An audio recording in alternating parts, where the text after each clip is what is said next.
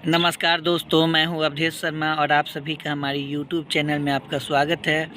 आज की वीडियो में आप सभी को हम बताने वाले हैं कि बैंक से संबंधित किसी भी तरह का व्यवस्था हो, चाहे किसी भी अन्य परेशानी की वजह से शिकायत करना या उस शिकायत को निपटान कैसे करना है, इसी से संबंधित आप सभी को वीडियो के माध्यम से बताने वाले हैं। तो आप सभी वीडियो में बने रहिएगा, वीडियो को स्किप करके बिल्कुल नहीं देखिएगा। तो चलिए इसका उद्देश्य देखिए कि इस अध्याय का अध्ययन करने के बाद पाठक निम्नलिखित को समझ पाएंगे। तो फर्स्ट में शिकायत क्या है और निवारण प्रक्रिया क्या है। जो शिकायत मतलब होता है वो क्या है और उसको निवारण कैसे किया जाए, ये है। उसके बाद ख में है कि छोटे ग्राहकों की सामान्य शिकायतों के बारे में जान पाएंगे कि छोटे ग्राहक है उनको क्या शिकायत है। उसके बाद है ग्राहक शिकायतों का स्वरूप और बैंकों में मौजूद शिकायत निवारण व्यवस्था को जान पाएंगे। ग्राहक शिकायतों का स्वरूप और बैंक में जो मौजूद शिकायत है उसका निवारण व्यवस्था कैसे करना है वो जान पाएंगे और बैंकिंग लोकपाल योजना के बारे में जानकारी प्राप्त कर सकेंगे। अब इसका हम परिचय बताते हैं कि चूँकि ग्राहक सेवा और ग्राहक संतुष्टि बैंकों की मुख्य चिंताएं हैं, अतः त्वरित और कुशल सेवाएं प्रदान करना न केवल अन्य ग्राहकों को आकर्षित करने के लिए बल्कि वर्तमान ग्राहकों को रोक कर रखने के लिए भी आवश्यक है। ग्राहक शिकायतों का प्रबंधन कारोबार का हिस्सा है। निवारण व्यवस्था पर कोई चर्चा करने से पहले यह उपयोगी होता है कि शिकायत का अर्थ और बैंक के छोटे ग्राहकों की कुछ सामान्य शिकायतों को समझे। तो यहाँ देखिए कि जो ग्राहक और बैंक एक दूसरे का पूरक है, क्योंकि अगर ग्राहक नहीं रहेगा तो बैंक नहीं चलेगा और बैंक को भी मतलब ये चीज़ होना चाहिए कि जो ग्राहक है उसको मतलब उसकी चिंताएं भी रखना है और उसका शिकायत मतलब उसको संतुष्ट भी रखना है और उसका जो भी मतलब चिंता है उसको भी दूर करना है। चलिए तो अब हम बताते हैं कि शिकायत का अर्थ। तो शिकायत का क्या अर्थ है। जब कोई व्यक्ति बैंक द्वारा उपलब्ध कराई गई योजना या प्रदान की गई व्यवस्था अथवा कतिपय प्रक्रिया और प्रणाली से नाराज़गी महसूस करता है तो यह एक शिकायत है। यह आवश्यक है कि शिकायत का निवारण तत्काल किया जाए। किसी समस्या को समाधान न करने से बैंकर के लिए बाद में चिंता का कारण हो सकता है। शिकायतों को उपेक्षा करने या निर्गत रखने से तनाव और असंतुष्टि की स्थिति उत्पन्न होगी तथा इसका परिणाम कारोबार के अवसरों को खोने के रूप में होगा। देखिए शिकायत भी अगर नहीं किसी का होता है तो उसको संभलने का मौका भी नहीं मिलता है। तो इसलिए अगर कोई गलत कर रहा है तो उसको शिकायत भी करना ज़रूरी है, ताकि वो जो अफसरों लोग हैं उनको वो उनका अपना पद भी खोने का चिंता नहीं खो सकेंगे और उस जो ग्राहक होता है उसका समस्या का वो अगर सही से समाधान अगर कर देते हैं तो वो बढ़िया रहता है। क्योंकि हम लोग भी होता है कि बैंक से रिलेटेड हम लोग जाते हैं, अगर किसी भी तरह का अगर परेशानी होता है तो जिसको अगर नहीं मालूम है तो वो तो कस्टमर होता है, वो आराम से रह जाता है। लेकिन अगर जिसके पास उस तरह का हथियार है तो वो अपना जैसे हथियार इस्तेमाल करता है तो स्टाफ लोग सही हो जाते हैं। तो इसलिए जिनको अगर नहीं जानकारी है तो उनको कहाँ शिकायत करना होता है, नहीं करना होता है। पहले तो शिकायत करने से पहले होता है कि आप ऐसा बैंक के साथ रिलेशन बनाइए जो आपका बैंक काम करने के लिए ही एकदम तत्पर रहे। अगर जानबूझकर कोई बैंक वाले अगर किसी भी तरह का परेशानी कर रहा है तो उसका जो हेड ब्रांच होता है तो हेड ब्रांच का आप नंबर रखिए और उस नंबर पे कॉल कीजिए तो आपका शिकायत निवारण एकदम जल्द से जल्द किया जाएगा।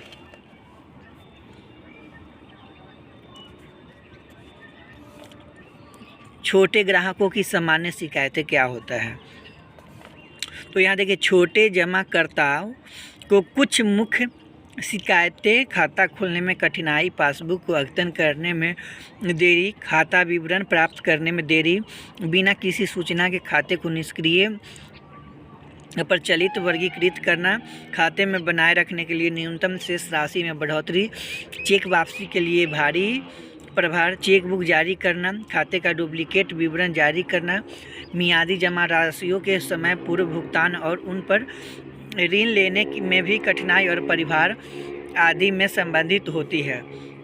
छोटे उधारकर्ता की मुख्य शिकायतें ऋण मंजूरी में देरी, संपार्श्विक प्रतिभूति का मांग, निश्चितता, अस्थिर ब्याज के दर में संबंध में स्पष्टता का अभाव है।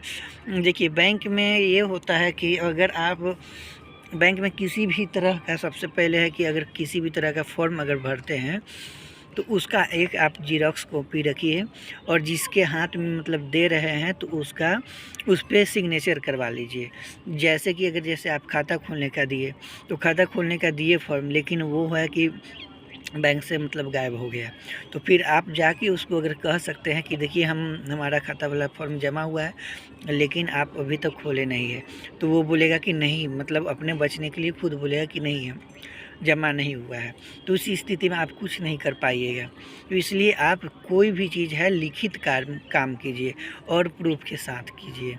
तो ये होता है। उसके बाद पासबुक भी होता है, पासबुक देने में भी देरी करता है, जिससे बहुत मतलब परेशानी का सामना करना होता है।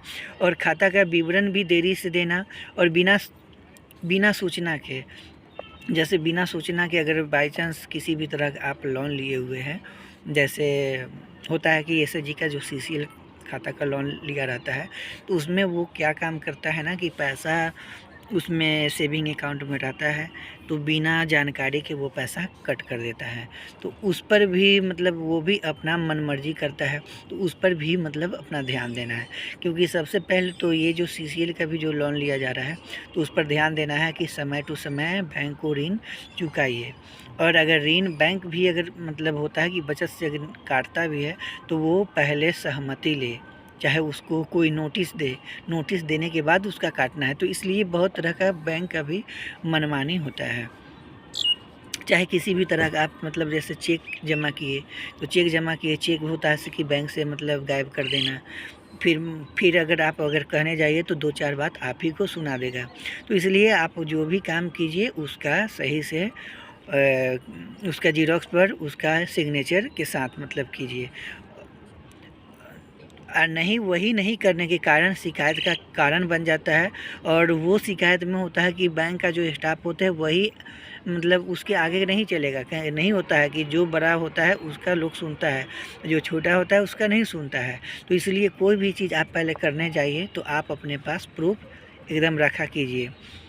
उसके बाद है छोटे उधारकर्ता की मुख्य शिकायतें ऋण मंजूरी में देरी, संपार्श्विक प्रतिभूति की मांग है, निश्चित अस्थिर ब्याज दर में संबंध में अस्पष्टता का अभाव, आधार दर या बेंचमार्क दर मासिक या तिमाही लागू करना, मनमानी प्रोसेसिंग फीस, दस्तावेजीकरण में कठिनाई, सिविल में गलत रिपोर्ट करना और चूककर्ता की सूची से भी नाम हटाने में देरी, निरीक्षण, बीमा, बंधन, दस्तावेजीकरण संबंध में प्रभार आदि हो सकती है।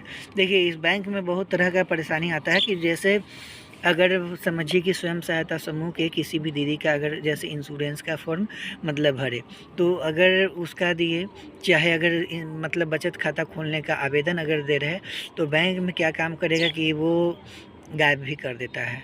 लेकिन अगर जिस समय हम लोग ये चीज़ देते हैं उस समय ये ध्यान नहीं देते कि उससे जो भी दे, अगर 10 खाता खोलने का आवेदन दे तो उसका मतलब एक पेज में मतलब पूरा आवेदन अच्छे से लिख ले और उस पर उसका सिग्नेचर ले ले कि किसी भी तरह का जहाँ अगर दिक्कत हो, नहीं अगर खाता खुला हो, तो उस समय मतलब उसको लतार मतलब अच्छे से लगाया जाएगा।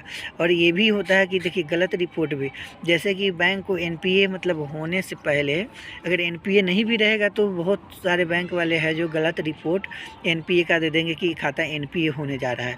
तो इसलिए वो सब पर भी मतलब ध्यान नहीं दीजिए। लेकिन ये है जो स्वयं सहायता समूह की दीदी जो भी रहेंगी, अपना अगर इंश्योरेंस वगैरह भी करवाएंगी, चाहे अगर किसी भी तरह का लेन देन भी है, तो वो अपना सही से एकदम महीने वाइज पैसा भी जमा करेंगी, उसका रिसीविंग भी अच्छी तरह से रखेंगी और जो भी कार्य करेंगी वो लिखित कार्य करेंगी, ताकि आप बैंक के खिलाफ भी शिकायत कर सकते हैं।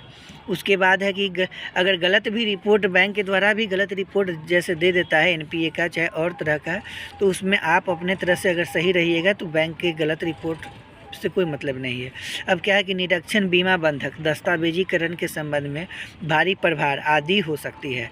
अन्य सामान्य शिकायतें निर्धारित कार्य समय का पालन न करना, रिजर्व बैंक, सरकार या द्वारा अपेक्षित करों का भुगतान स्वीकार करने से मना करना या देरी करना, सरकारी प्रतिभूतियों पर ब्याज का भुगतान करना या मोचन करने के लिए मना करना या देरी करना और खाता बंद करने या बंद करने में देरी करना। जैसे कि है कि एक तो मतलब ये सामान्य ग्राहक के लिए भी है और ये जो स्वयं सहायता समूह की जो दीदी है उसके लिए भी है, क्योंकि वो भी ग्राहक का, जो स्वयं सहायता समूह का दीदी है वो भी बैंक का एक तरह से ग्राहक ही है और बैंक भी उसी की बदौलत ही चलता है। तो इसलिए अगर किसी भी दीदी का अगर जैसे मैंने होता है कि जैसे खाता अगर बंद करना हो या सही समय पर मतलब इंश्योरेंस वाला नहीं किया हो, तो कोई भी चीज़ अगर इंश्योरेंस का भी आप अगर देते हैं तो डायरेक्ट ग्राम संगठन के माध्यम से दीजिए, चाहे CLF के माध्यम से दीजिए। अगर उस स्थिति में बैंक वाले अगर नहीं इंश्योरेंस करता है और किसी के साथ किसी भी तरह का अगर दुर्घटना बाई चांस हो जाता है तो आप वो चीज़ प्रूफ मतलब सामने रखने में सही रहेगा कि हमने बैंक में इतना तारीख को जमा किए लेकिन बैंक के द्वारा नहीं किया गया, तो उस स्थिति में बैंक वाले फंस सकते हैं। अब हम बताते हैं कि शिकायत निवारण की मॉडल नीति और इसके सिद्धांत। इन तमाम वर्षों में बैंकों ने ग्राहक संतुष्टि के उच्च मानक हासिल करने और शिकायत मुक्त शाखा के उद्देश्य के लिए अनेक पहल कार्य शुरू किए हैं। बैंकों ने शिकायत निवारण के लिए मॉडल नीति को अपनाया है, जो ग्राहक के साथ हमेशा उचित व्यवहार किया जाएगा। ग्राहकों द्वारा की गई शिकायतों का निपटान शालीनता और समय पर किया जाएगा। उनकी शिकायतों के संबंध में बैंक के जवाब से यदि वे पूरी तरह संतुष्ट नहीं है तो ग्राहकों को संस्था के भीतर शिकायतों परिवेदनों को उच्च अधिकारियों तक पहुंचाने का वैकल्पिक उपाय कि उनके अधिकारों के बारे में पूरी तरह सूचित किया जाएगा, किया जाएगा।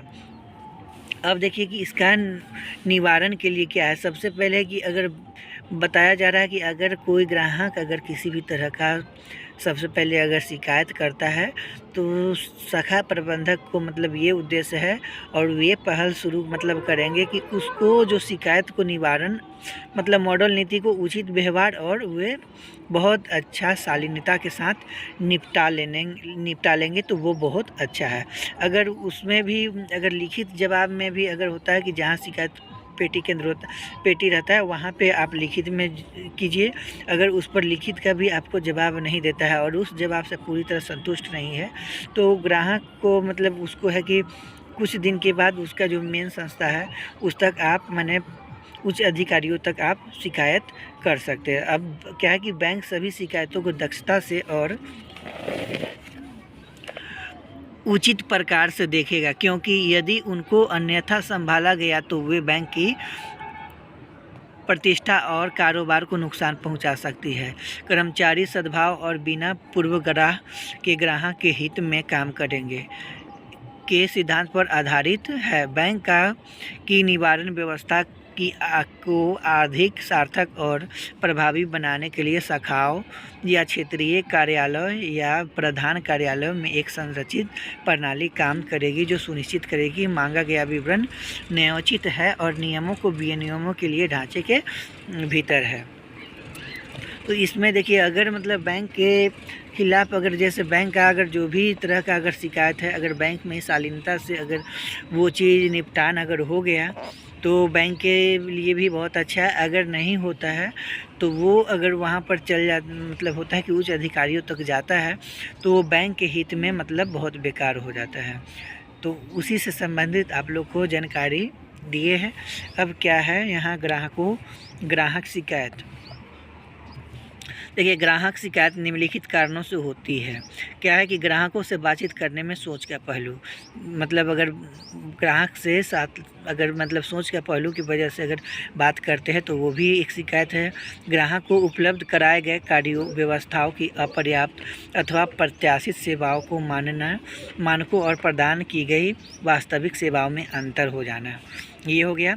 उसके बाद है, यदि ग्राहक बैंक द्वारा प्रदान की गई सेवाओं से संतुष्ट नहीं है तो उसे अपनी शिकायत दर्ज कराने का पूरा अधिकार है। वह अपनी शिकायत लिखित में या मौखिक रूप से या टेलीफोन पर कर सकता है। यदि ग्राहक की शिकायत का निर्धारित समय सीमा पर समाधान नहीं किया गया हो या बैंक द्वारा दिए गए समाधान से संतुष्ट नहीं है तो वो अपनी शिकायत बैंकिंग लोकपाल के पास कर सकता है अथवा शिकायत निवारण के उपलब्ध अन्य विधिक उपायों का सहारा ले सकता है। जैसे लोकपाल जो होता है ना, वो राजधानी में रहते हैं, जहाँ भी मतलब जैसे हर स्टेट का जैसे राजधानी होता है तो वहाँ पे रहते हैं। तो लोकपाल का नंबर होता है, तो लोकपाल का एक भी मतलब नंबर पे कॉल मतलब एक बार कर देते हैं। और किसी भी तरह का अगर ग्राहक मतलब होता है कि बैंक अभद्र तरीक़ा से बात करता है और वो अपना मनमानी करता है तो उस पर कॉल कीजिए, तो वो डायरेक्ट कहेगा कि मैनेजर से बात करवाइए, और मैनेजर से जैसे ही कहिएगा बात करवाइएगा तुरंत उस पर मैनेजर एक्शन लेगा। और मैनेजर को भी डर हो जाएगा कि नहीं, ये तो बंदा है, इसको बहुत मतलब दूर तक का है, इसलिए इसका काम ज़रूर कर दे। और जो नंबर हो वो चीज़ क्या काम कीजिए कि सब में बांट दीजिए। जैसे मेरे पास भी नंबर है तो हम पहले ही बोल देते हैं, अगर बैंक वाले अगर किसी भी तरह का अगर दिक्कत करते हैं तो आप नंबर लीजिए, इस नंबर पे कॉल कीजिएगा, बैंक का भी अकल ठिकाने आ जाएगा। तो इसलिए आप लोग भी ध्यान दीजिएगा कि अगर उस तरह का अगर परेशानी आ रहा है तो डायरेक्ट लोकपाल का नंबर लीजिए और नंबर पे फ़ोन कीजिए।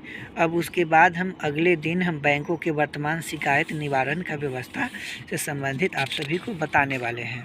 तो एक बार हम आपको शुरू से हम बता देते हैं। आप सभी का हमारा वीडियो कैसा लगा है बताइएगा। आप सभी अगर हमारा वीडियो अच्छा लगा होगा तो लाइक कीजिएगा, कमेंट कीजिएगा, चैनल को सब्सक्राइब कर लीजिएगा